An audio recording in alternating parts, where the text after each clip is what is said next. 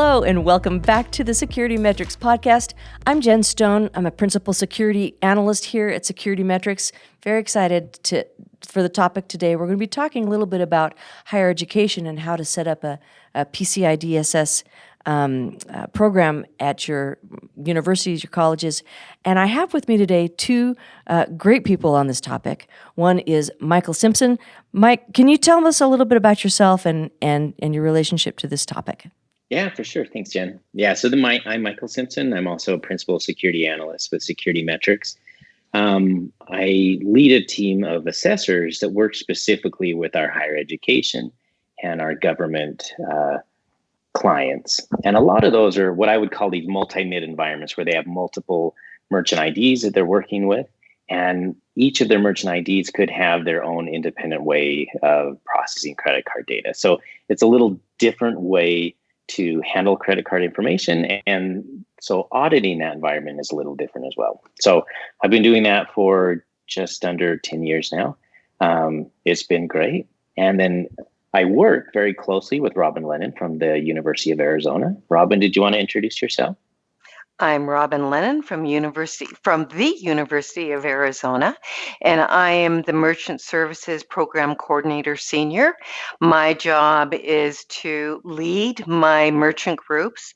We have quite a few, over 300 MIDs, and a multi-environment, multimodality environment. We're decentralized. So as a result, we have quite a few different environments that Mike has to help us with all the time. The reality is that starting in 2006 is when I was voluntold to go into this area. We didn't really know what PCI was. All I knew is when I was talking to the bank is that we had to be PCI compliant. So a lot of things have changed since 2006. We have better guidance. We have a organization that is mature, and hopefully we can share some things that we have discovered on trying to handle. And I call it leading, not manage. I call it leading a group of people to make sure that we're all compliant and protect our merchants and our university. Excellent. I'm so glad that you're available to talk to us about this. I was hoping that maybe, Michael, you could talk to us a little bit about, you talked about multi-mid, you talked about multimodality came up. Mike, can you tell us a little bit about scoping? How is scoping in an environment like this different?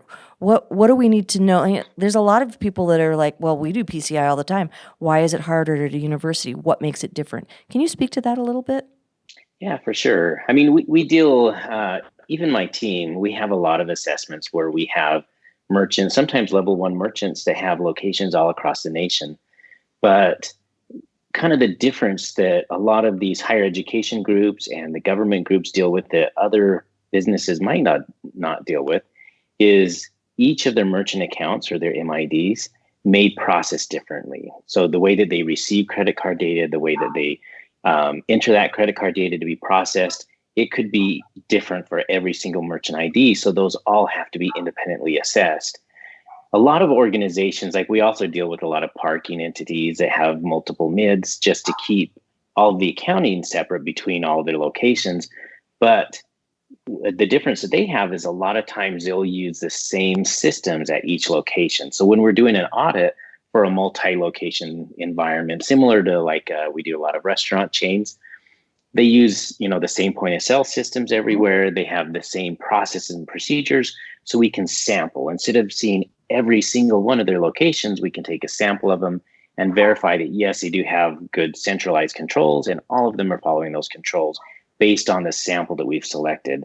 With our university and our government entities, because each of their merchant IDs may process very differently, it's hard to sample and to group those into samplable environments. So we tend to have to look at each individual merchant account and scope that individually. So as we're looking at each merchant account on campus, we're looking at, how are they receiving data, whether that's in person, card present transactions, if it's over the phone, if it's e-commerce transactions.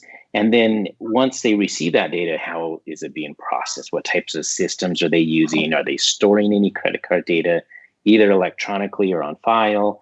How is that transmitted to whatever entities are using to authorize the transaction and to process that? So for scoping one of these multi-mid environments that universities typically have, it just tends to be a much broader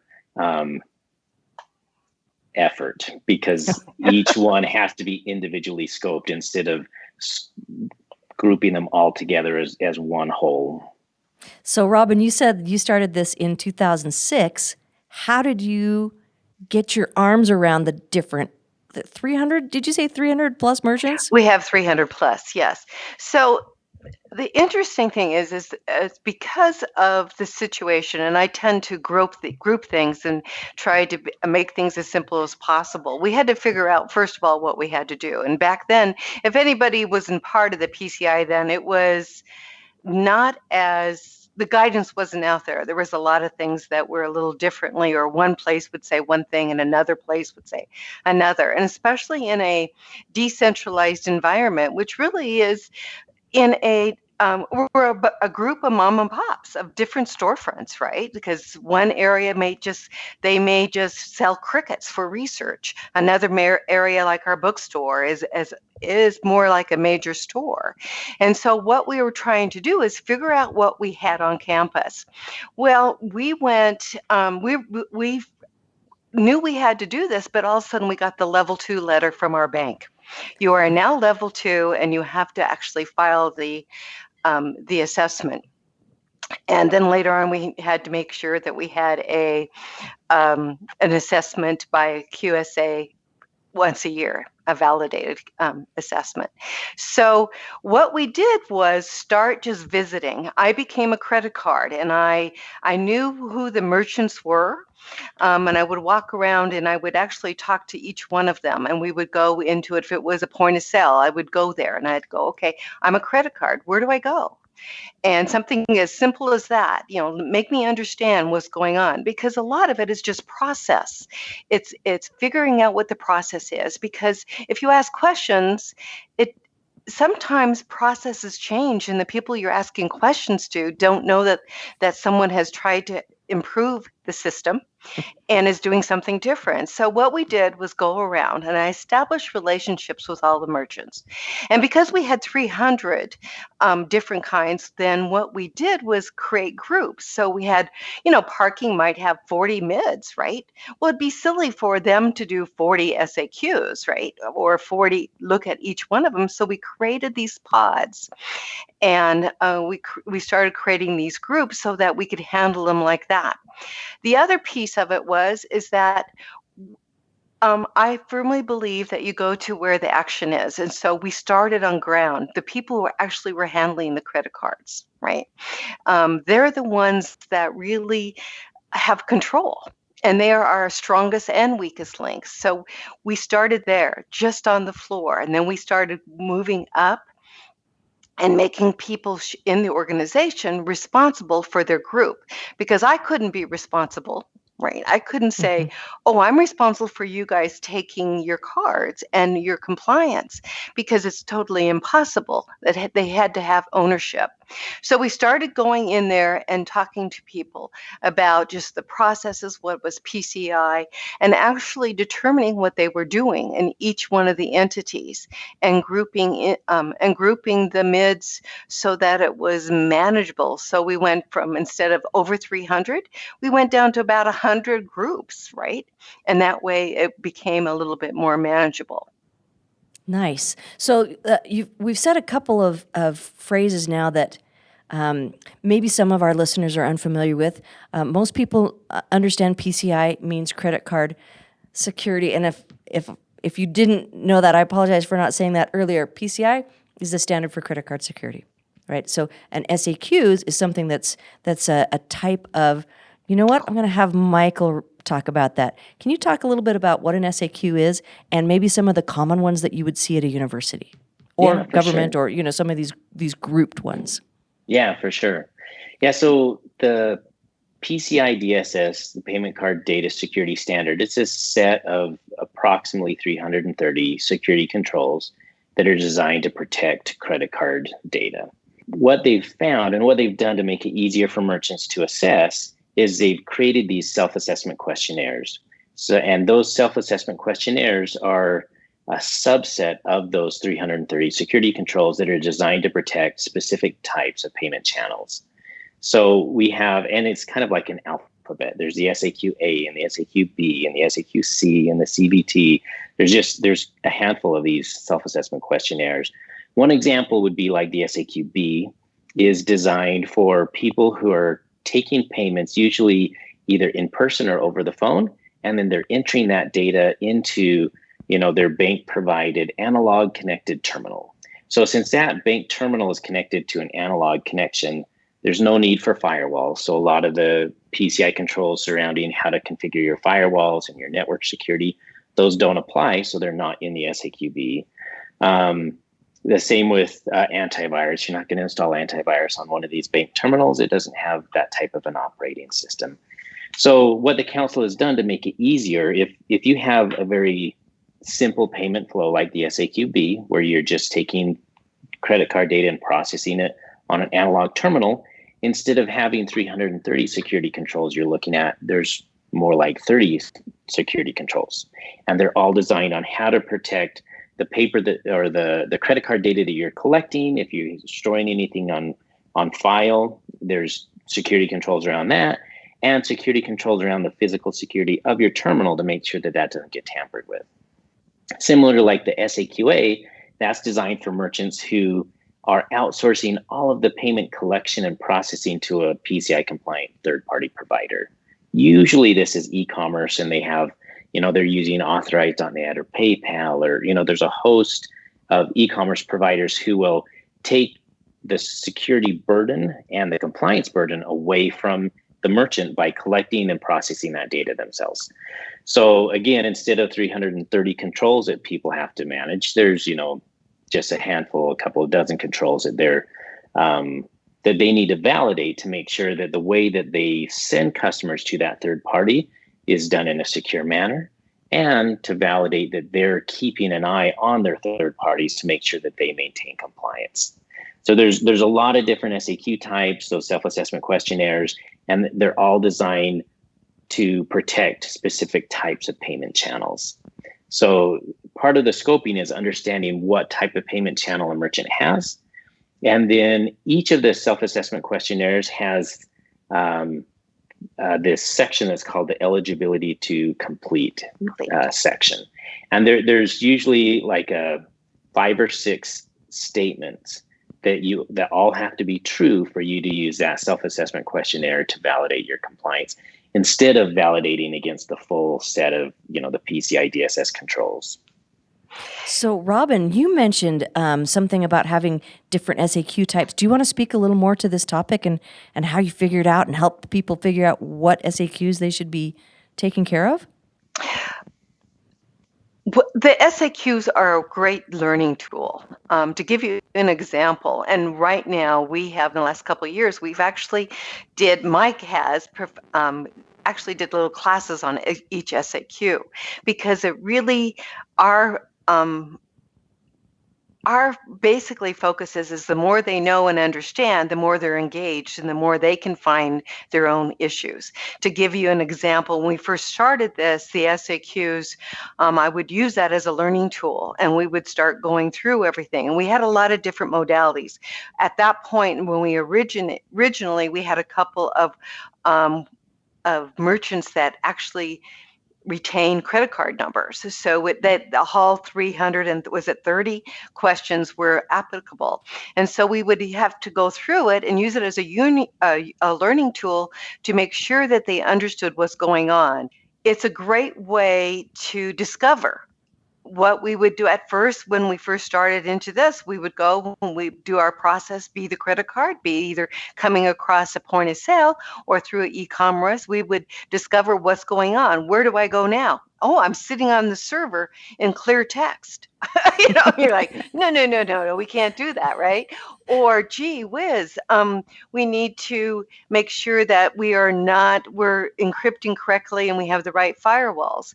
What we discovered at that time using this tool and the self-assessment questionnaire and all through it is that sometimes people didn't understand. And I mean, we would go, or they would answer it like, it doesn't happen anymore because our program is very mature, but originally Sure. we'd say, do you have firewalls? And they go, yes. Well, I learned I would actually have to say, is it turned on? Because Yes. because then we would find, oh no, it's not, because it was interfering with our application. Now, this is very old stuff. Right now, we've got firewalls, it's really changed. But those were the kind of things that we would have to do in our discovery phase and really use it. I like it on the self-assessment questionnaires because it keeps us fresh and it keeps us engaged and it keeps us it's an excellent tool to keep us centered. So when we have all these different things, these tools, which is the PCI Council has provided us, a lot of people think of it as just paperwork, a check the box, but they are really good security tools to kind of keep us in the now. Right. One thing too I wanted to mention quick, Jen, Yeah. with the self-assessment questionnaires, like the bank, when they're asking these merchants to assess, they don't want 100 SAQs turned in. They want one self-assessment validated SAQ, and it's usually the SAQD that they'll want. So instead of having all 100 merchant groups fill out an SAQD, we have them fill out the SAQ that applies to their payment channels. And then we can take all of the information that we glean from all 100 or 100 plus SAQs, and that all gets rolled up into one SAQD that then gets turned into the bank. So that's kind of how that assessment process works. So what's going on there is this has worked very well for us. So we have all these pods or groups that are responsible for their little store, either their big store or little store. And so they may have 3 different environments. They may have e-commerce, they may have point of sale, they may have virtual terminals. So what we do is we have them complete those 3 type of self-assessment questionnaires so that they hand those to us. We review them. I should say Mike and I and anyone else. Jen, you've reviewed them before. And then that will becomes the documentation to underscore, I should say, or the documentation to document our grader SAQ, which is usually a D at the end. And then we just complete all that information. So if we have a question of saying, hey, you've got all these merchants, we have the documentation underneath there to support our SAQD. It's just an easier way to handle the large different modalities. I agree. And I liked what you said about having, even if you have a single merchant that has different flows, they're doing a different SAQ for the different flows, and it helps get in their minds some clarity around how they're taking these credit cards. And with that clarity, do you believe that you have reduced scope? Oh, definitely. And I have to say, it's not about me. I mean, I'm just leading them. I can't, all we can do is really engage them. I call it the 3 pieces, is engagement, management, and encouragement. The engagement is the teaching piece, right? Letting them know what they have to, what's the responsibility. The management piece is giving them the tools to be successful and to make sure that they have the things. We have templates, the support to choose the right application, because things have changed over the years. So what they have is there's a lot of third-party applications now, where it used to be we would have to create them, right? And then the encouragement is really the piece that keeps them engaged, because time flies, especially right now, things are crazy. And so you have this constant cycle of engagement, the management, and the encouragement. environment. So when you have this many people, even if it's a small entity, as a small group, you have a lot of people involved. So it allows you to have a touchstone, so to speak, to go back. And again, like I repeat, something to fall back on when things may feel a little out of sync, like currently with COVID, right? Sure. So, Michael, she mentioned some of the tools that get offered some of her merchants on knowing how to fill out those SAQs and really get on the same page. Because I've noticed there is some turnover. You get new people coming in; they might not always know, or it's been a whole year and I don't focus on this. And how am I supposed to remember it from the year before? So, Michael, what are some of the training and support that you have been part of that is helpful to these types of groups? Yeah, there's a couple of things. And one of them I think was really pushed by Robbyn, which has helped a lot, is each of these groups create their own merchant manual or binder. And it has all of their policies and procedures that describe how they secure credit card data and what steps have to be done to make sure that they maintain a secure environment. The thing that helps at this type of an institution is if there is turnover, instead of all of that knowledge being lost, there's something that's still there. And then to help reinforce that, usually as part of the annual assessment, as we're getting ready to do an assessment, we'll spend some time having webinars with the different merchant groups. We'll explain what PCI is. We'll explain what the different SAQ types are and what payment flows they apply to. We'll help them understand what security controls the assessors are going to be looking for to make sure that they're securing that data. So we kind of really every year start from ground one to help bring those new people up to speed so that they know what's expected of them. And when the assessment comes, it's not some scary thing. It's just an opportunity that they have to show that, yes, I have been maintaining a compliant environment. So we try to make sure there's no surprises. Exactly. This is not, we're helping. We're not, what shall we say? What we always say, we're helping. We're part of the solution. We're not just trying to create another problem for them, because they have all different type of things that they're worried about, right? And so compliance is big at a university and anywhere. And we want them to be, again, part of the solution. So that the learning and the providing that learning is really important. I want to say something about what Mike was talking about. We started out, everybody would have to have these binders, and it really followed everything except for, it included everything on their SAQ so that they were able to make sure they had the documentation plus additional things.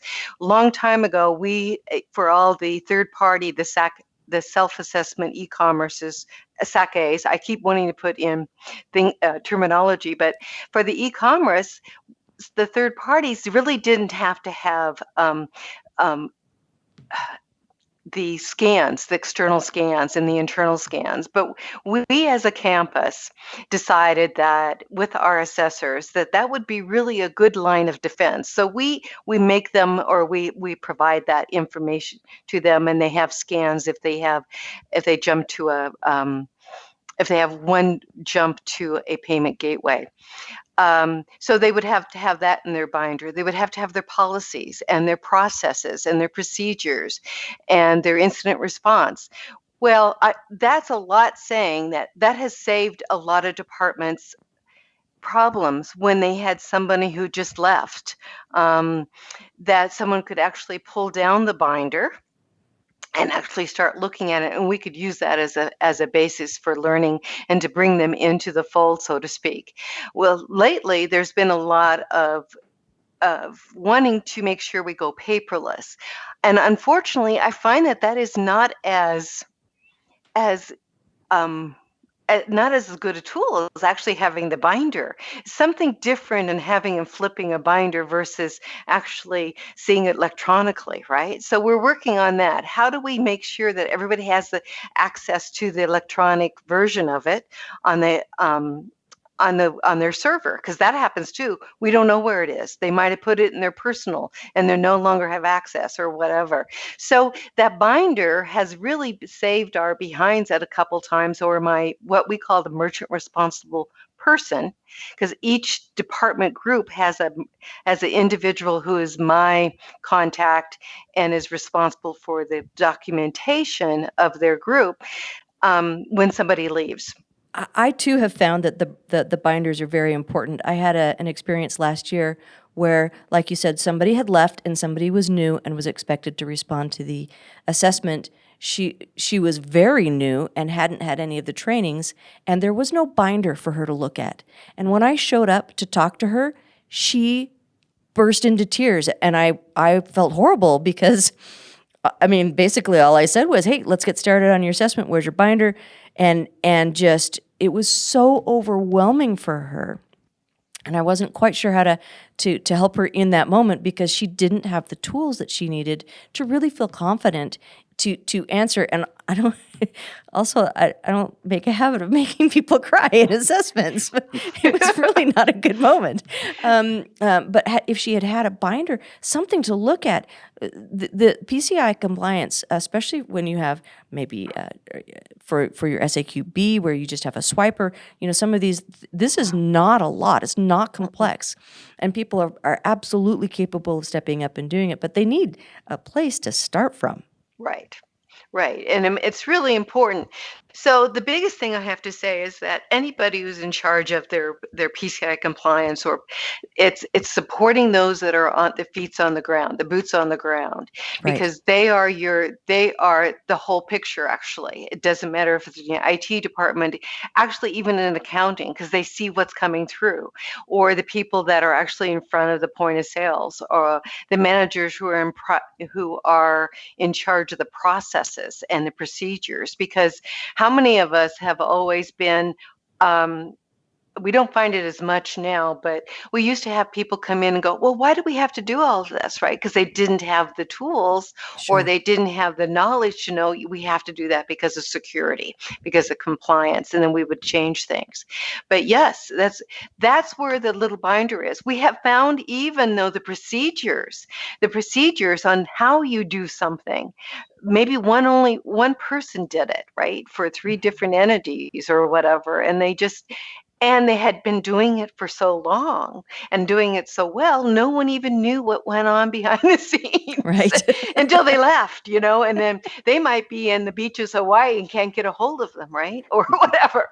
So no, even though we love to go paperless, there is something that we really train on, and saying, it might be a really good way to make sure that you have some sort of continuity, where in case, even if someone surprise an audit, we have that our internal auditors and our external state auditors got to the point they would ask for the binder.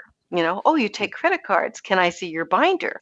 It takes off the pressure from the entities who are being who are being audited, the auditors, and it brings it full circle. So it really does help the whole auditing situation. So you spoke a little bit about spreading that ownership, right? It's because you don't manage, you're not the one in control of this process.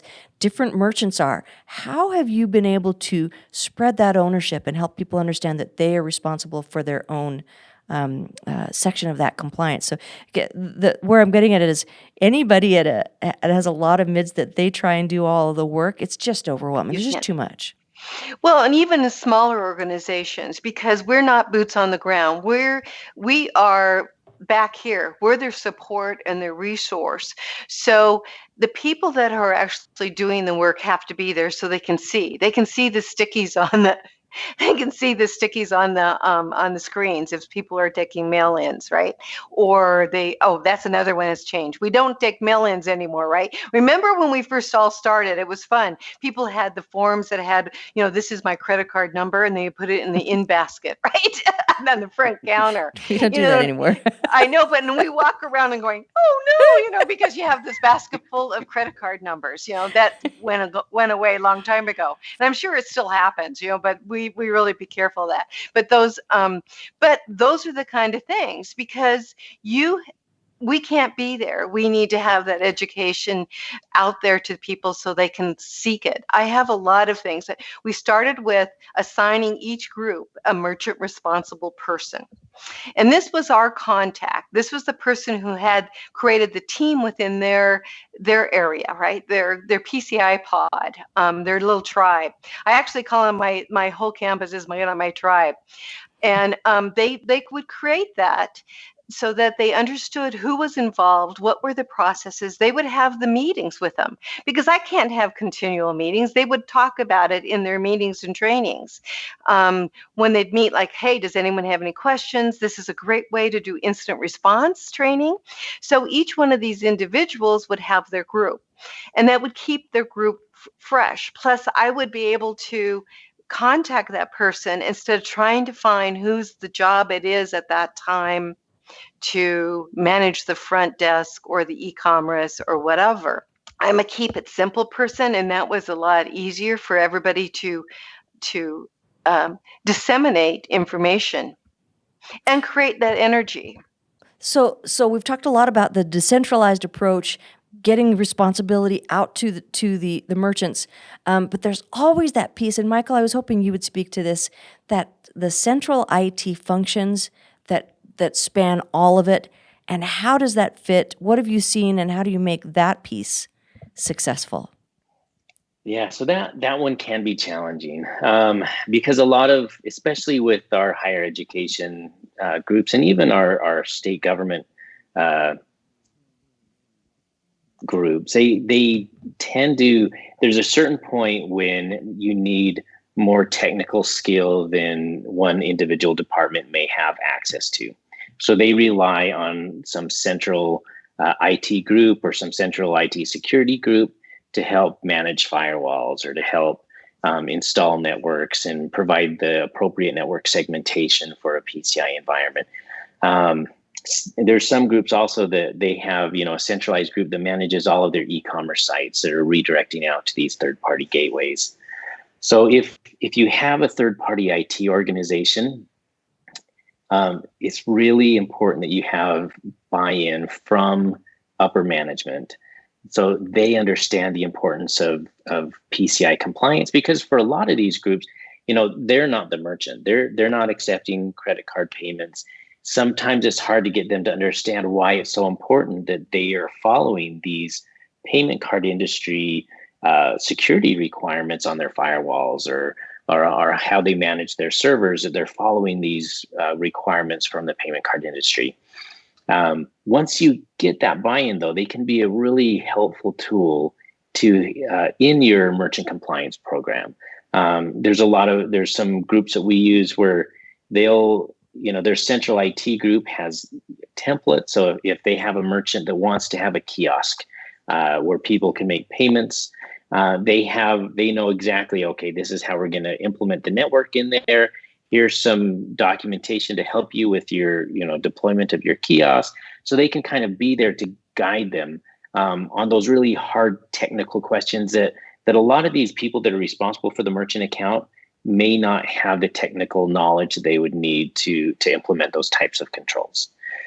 So a lot of times you will have to rely on a central IT group that isn't always necessarily as plugged into the audit as your merchant would be, because they're not dealing with credit cards directly. They're just helping to support that environment. But once we get that support in place and that understanding in place, then they can really be a great asset to the organization. Our administration is fantastic, and it is really important. I think that the change in the industry, allowing people to, the administration to really take notice. And it was a long time ago, but the Target and Home Depot breach really started bringing, it was easier to bring people involved in hires, because because that was the first time in a long time that I had actually had the higher administration give us a call and say, are we okay? So, yes, Mm. we are. We've been working very hard on this for a long time. So, yeah, and they are amazing to work with. So it's really important to get your higher admin and involved. So, in addition to that, getting that admin involvement, if there's another higher education group that's just starting their journey down PCI, what are some potential gotchas or some of the biggest pieces of advice that you could offer to them? Well, first of all, I would say collect the information on all of who's what's going on, what are the procedures, and on every one of your groups, and understand who the players are. We really need and start getting them engaged so they understand that you're not picking on them. You're creating relationships. The strongest compliance programs and security programs is really that you created this big relationship that we're all part of the solution. Uh, I think that's the biggest piece. I find that a lot of people that call me and say, "What are you doing? What's going on? And how did you do this?" is basically I go begin with the relationships and really working on each one of the levels. We really are truly in it all together, and especially in a campus environment. The reality is, if one SAC A, I won't call them little because some of them are huge, right? But or a point of sale, if they get breached, the whole campus gets breached. I don't know how the industry, how the card brands are going to say to us, like, "Oh no, we're just going to isolate and do forensics for here." Right?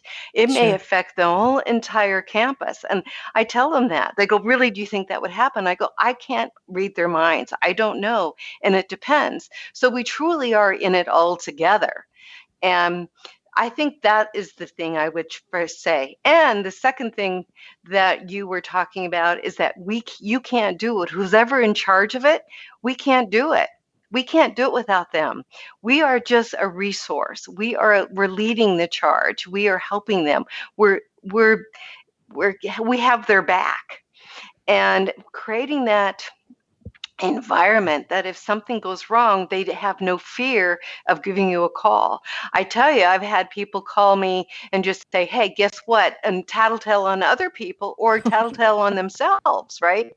And just say, "Hey, this is what happened. We had a new person. What do you think?" And this is the environment you want. You want to be able to know that people will be able to tell you if they've discovered a weak point or an issue that needs to be solved. I think that's the greatest piece. And the third I would have to say is you create your resources, procurement and in an environment, because they are doing all the different contracts and agreements that they may not know might have a credit card piece of it, right? Or a payment piece of it. So develop a relationships with your procurement and contracting. They're part of your team. You were saying campus IT. It is great. Our campus IT a long time ago said, "No, we don't have any PCI. We don't want any credit cards on our servers." And this is a long time ago because our program has been, is years old. And I said, "Well, unfortunately, that's not the case." So, and so it's bringing them in and they're part of it. And our IT people are unbelievable, all over the campus, be it in the individual departments as well as the central IT. Mike has been great with them, and they've really have come along over the years. So it would be your security people, your information security people. They're part of what you're training. And it is just like this, right? And we're even finding now that even the people that are involved with HIPAA and all the other compliance areas are a great resource, and they help because they're out there as well. And you're auditing your internal auditing individuals. They are they're very valuable in allowing you, if they're out there saying, "Hey, I think this group might need help," or if they're out there saying, "Hey, I think you need to contact the program coordinator," or they just say Robbyn, but program coordinator to help Sure. you with this piece. So that developing that team, again, it's relationships, developing that team and that just piece is really invaluable to your security program. That is such excellent advice. Michael, from your perspective, do you have anything to add on that for groups like this? Yeah, I mean, I think you need a kind of a balanced approach. It is important that you have ownership distributed to all the merchants. So I've seen some groups like this, multi-mid environments that are really small, where they may only have, 15, 20 merchant accounts that they're dealing with. And at that size, yes, you could have one person that's kind of in charge of it if they have the political authority to go into each of the groups and say, hey, this is how you have to deal with credit card data, but it doesn't scale well. So you do need to have that merchant buy-in from all of the people that are accepting and processing credit card payments, so that they can help to hold some of that burden. It allows you to scale, but you also do need to have that central, people at the top of the organization. They need to understand PCI compliance and they need to support your PCI compliance efforts. If you have a merchant account, like Robbyn was saying, if you have one merchant account that's not compliant, your whole organization is not compliant.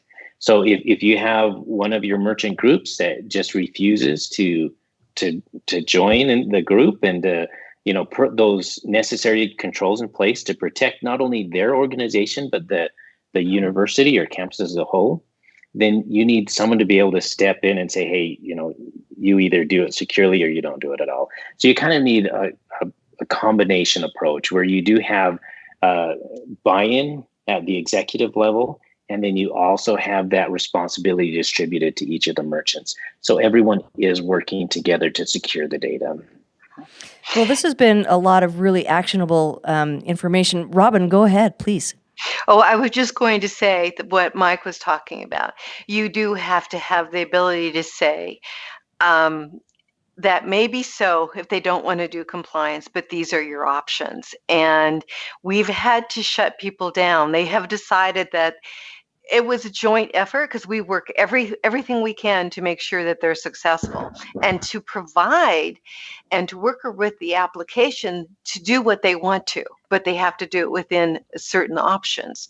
But we have had individual departments that have said that it was not worth it to do the compliance piece that that we were requiring. So we found a different way for them to utilize credit card payments. And most of those were small. We find that you really have to weigh it, because if you don't have a lot of transactions, but then there's other ways, and you don't want the compliance, then there's others ways that we can support you to, maybe like we rent out little point of sale terminals, or we can do some other things. We have some newer processes, which is really great. We're working through P2PE, and so through some of the card payment gateways that allow them to pretty much remove most of it, if not all of it, so to allow them to do what they need to do. But the reality is that they're at the bottom line. You have to say, I don't think this is going to work for you. Well, this has really been a great session talking to both of you. I want to give each of you a chance for last words of advice. First, Michael, and then Robbyn, will let you have the final word on things. But Michael, any last pieces of advice that we haven't quite touched on yet? I would just say, the importance of annually scoping your environment. So whether you have a single merchant account or you have 300 merchant accounts, things change. The way that you process credit card data changes. It's something that we've seen, especially this year with COVID-19 and the lockdowns and a lot of people working from home. Sometimes you're processing from home. So it's important every year to just kind of go through all of your documentation, make sure that you understand how credit card data is being processed today and not how it was processed last year, to make sure that you have the appropriate security controls in place to protect the data. Because while compliance sometimes can feel like a burden, it's really there to help your organization reduce risk so that you don't have, a much worse event happen to you that you don't want to have happen. Right. Robbyn, last words. Engage.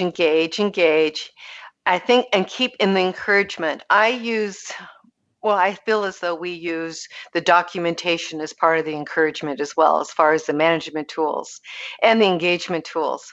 We do 100% documentation review, and we have found and discovered that that is the better way to keep everybody engaged.